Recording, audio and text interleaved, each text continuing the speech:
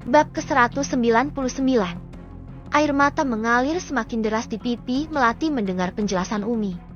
Sedih dan haru menyatu.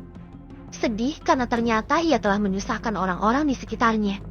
Dan haru karena merasa dirinya dikeliling oleh orang-orang baik. Kini ia sadar bahwa ternyata begitu banyak orang yang peduli terhadapnya. Begitu banyak orang yang meluangkan waktu hanya untuk menjaga dirinya. Berarti tetangga kita yang datang hari itu sudah tahu sebelumnya.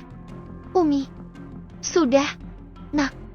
Raihan meminta tolong kepada mereka untuk datang ke rumah dan pura-pura menjadi saksi untuk meyakinkan kamu. Melati ingat saat itu memang hanya beberapa orang tetangganya yang datang. Tidak lebih dari 5 orang. Para tetangga inilah yang menyerukan kata sah dengan begitu lantangnya dan membuat Melati mengira Alfian sudah mengucap ijab atas namanya. Namun, ada rasa syukur yang begitu besar, karena ternyata semuanya hanya sandiwara dan dilakukan untuk melindungi dirinya. Maafkan Melati, Umi. Melati sudah membuat semua orang susah, terutama Umi, Abah dan keluarga Mas Alfian. Umi, Abah dan Kak Raihan pasti malu dengan perbuatan Melati.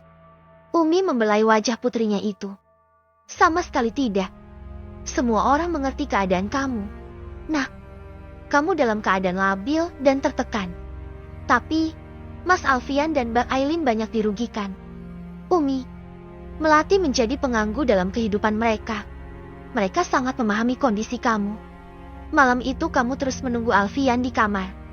Demi meyakinkan dan membuat kamu tenang, Alfian menuruti keinginan kamu dan masuk ke kamar. Sehingga Raihan mengawasi Alfian dari teras. Samar-samar Melati masih bisa mengingat. Alfian masuk ke kamar, tetapi sama sekali tidak memandangnya dan langsung pergi ke balkon.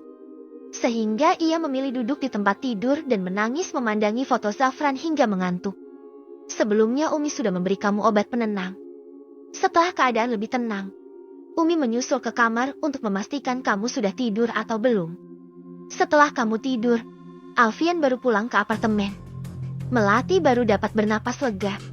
Penjelasan Umi dapat ia terima dengan baik. Alhamdulillah, Allah mempertemukan kita dengan orang baik seperti mereka. Ailin adalah wanita yang sangat lembut. Dia mengeluarkan uang yang tidak sedikit untuk mendukung kesembuhan kamu. Setelah bicara dengan Umi, perasaan Melati menjadi lebih tenang. Rasa bersalah yang menguasai hatinya sedikit berkurang. Ia beranjak keluar dari kamar, melirik ke arah kamar Ailin yang berada tak jauh darinya. Mbak Ailin, boleh masuk, ucap Melati sesaat setelah mengetuk pintu kamar wanita itu. Masuk, Melati. Pintunya tidak dikunci, kok? Terdengar sahutan dari dalam sana. Memutar gagang pintu hingga terbuka setengah, Melati menelusupkan kepala ke dalam. Ailin terlihat sedang duduk di atas sajadah. Ia baru saja selesai menjalankan syalat. Melati melangkah masuk dan duduk di sebelah wanita itu. Kamu merasa lebih baik? Tanyanya. Melati mengangguk pelan. Umi sudah cerita semuanya. Sudut bibir Ailin melengkung membentuk senyuman. Melati terpaku memandangi wajah wanita yang begitu teduh itu. Maafkan kami, Melati. Kami melakukan semua ini untuk melindungi kamu. Umi bilang, kamu berulang-ulang berusaha mengakhiri hidup kamu. Atas nama suamiku, aku benar-benar minta maaf. Dengan cepat Melati menggeleng. Kenapa minta maaf? Mbak Ailin, aku yang seharusnya minta maaf. Bukan salah kamu. Lagi pula, aku dan Mas Alfian turut bertanggung jawab atas kejadian malam itu dan membuat kamu kembali trauma. Maafkan Mas Alfian. Dia sama sekali tidak punya niat melecehkan kamu. Malam itu dia berada di bawah pengaruh obat. Deretan kejadian malam itu terangkum kembali dalam ingatan Melati. Kamu bisa ingat kejadian malam itu? Tanya Ailin. Membuat Melati mengangguk. Aku baru saja keluar dari kantor saat melihat Mas Alfian naik ke mobil. Sedangkan aku berteduh di pos dalam keadaan basah kuyup. Lalu, Mas Alfian lewat dan menawarkan tumpangan. Lalu, kebetulan saat itu handphone aku lowbat dan dayanya tersisa beberapa persen. Kalau pesan taksi online pasti tidak keburu sampai sopirnya datang. Jadi aku terima tawaran Mas Alfian untuk antar pulang. Sebelum naik ke mobil, aku nonaktifkan HP. Ia menarik napas dalam sebelum melanjutkan. Untuk menjaga fitnah, Mas Alfian minta aku duduk di belakang. Awalnya semua baik-baik saja. Tapi tiba-tiba mobil macet dan Mas Alfian turun untuk memeriksa keadaan mobil. Aku tidak tahu apa yang terjadi. Tapi tidak lama dia kembali ke mobil dan duduk di sebelah aku dengan panik. Dia tiba-tiba mau memeluk aku. Aku sempat memberontak, menyalakan HP dan kirim lokasi ke Kak Raihan. Saat mau telepon, HP-nya sudah mati karena kehabisan data. Aileen mengangguk pelan. Tak ada keraguan dari penjelasan panjang Melati. Namun, ia tetap harus meluruskan semuanya. Melati, Mas Alfian tidak pernah berniat melecehkan kamu. Malam itu Mas Alfian sedang dijebak oleh seseorang. Dia berada di bawah pengaruh obat, sehingga berhalusinasi melihat kamu sebagai aku. Melihat baju kamu basah dan menggigil kedinginan. Dia mengira itu aku dan meminta kamu membuka pakaian. Aku minta maaf, karena sempat berburuk sangka terhadap kamu.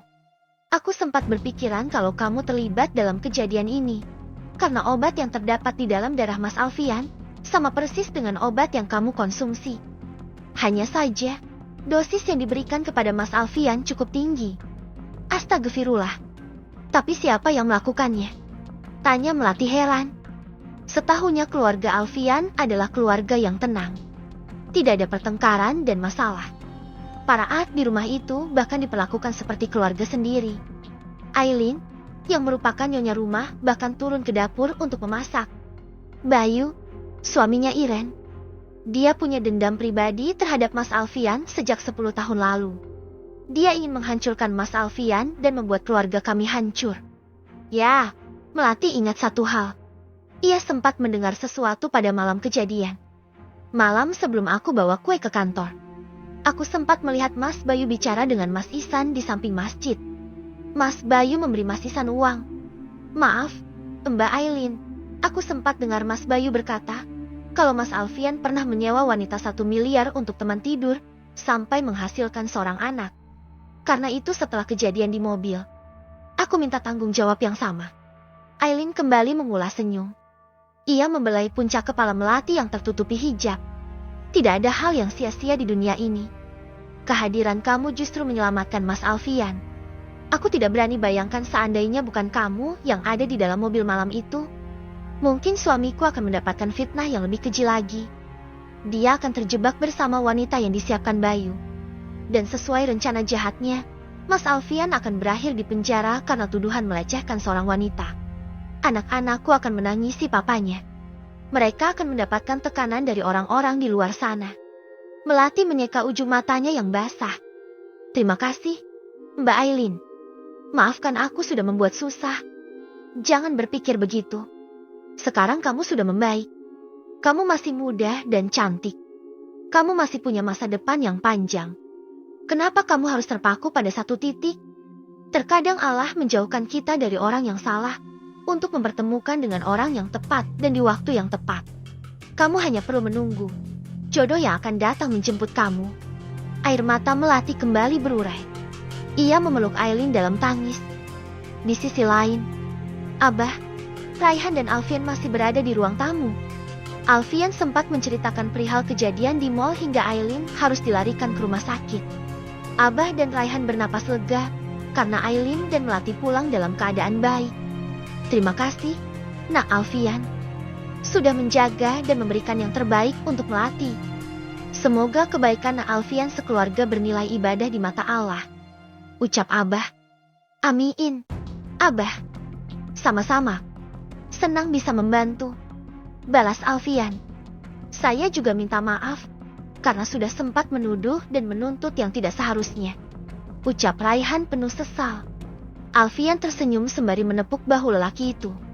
Tidak apa-apa, Ray. Kalau saya ada di posisi kamu, mungkin saya juga akan melakukan tindakan yang sama. Semua kakak laki-laki pasti akan marah kalau adiknya dilecehkan seseorang. Pembicaraan berlangsung hangat, hingga kedatangan seorang ad mengalihkan perhatian mereka. Maaf, Pak. Ada tamu di depan. Ucap wanita itu. Siapa? Big. Tanya Alfian. Katanya, namanya Pak Zafran. Mau bertemu dengan Mbak Melati. Baik Abah. Raihan dan Alfian saling melirik satu sama lain. Raihan dan Abah begitu terkejut mendengar nama yang baru saja disebut wanita itu. Zafran,